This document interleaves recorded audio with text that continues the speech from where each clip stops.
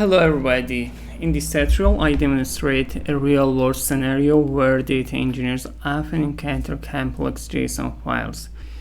Okay, here, JSON file. The JSON file in this tutorial is a JSON array containing multiple user records. Each records include user ID, profile, name, age, address, street, city, zip, and transactions. An array of a transaction object where each transaction has tax ID here. The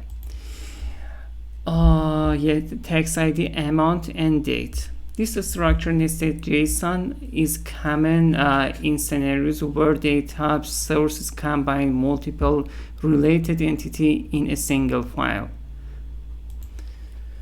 And I created textual flowchart from inspect file content, define explicit schema for use dynamic inference, and next steps. Okay, let's focus on code. And here, okay, inspect file content. What's purpose these code lines? Quickly check the content of the JSON file. This step ensures the file contains the expected JSON content and not, for example, a pip install command. Okay, you can see here output of this code line. Okay, it demonstrates JSON file content and define here. Okay, define a schema or use dynamic interfaces. Explicitly define how the JSON should be parsed or allow Spark to infer the schema. And now create a Spark session, initialize the Spark environment, and now here, load the JSON file into DataFrame using the multiple option, catching and forcing evaluation using count. Okay, here.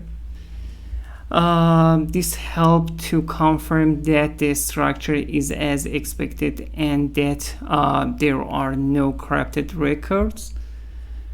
And here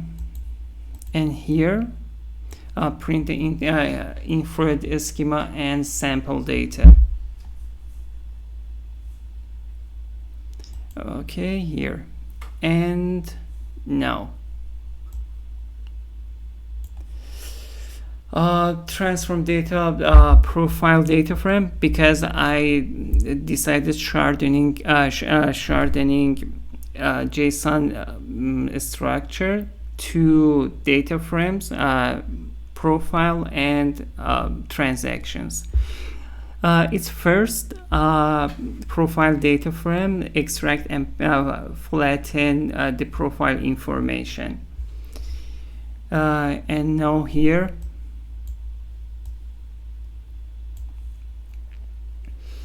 extract and flatten transaction array, so each transactions become its own rows. And print here, print the resulting data frame, validate that the transformation has been successful, and profile. Okay, you can see it's the first flattened data after reading and parsing data from a JSON file.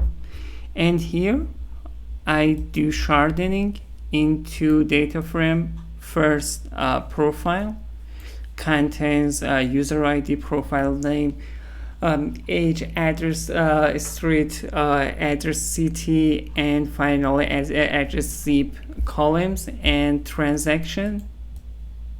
Yeah, and you can see relation one-to-many between two data frames. For example, here you can see U1 in transaction data frame has two records. Okay, thank you for watching. And in this tutorial provide a complete walkthrough from reading and validating complex JSON through transformation data into logical table to an explanations of the output. This should serve as a comprehensive guide for data engineers looking to build scalable and maintainable ETL pipelines in PySpark. Thanks. Have a good day.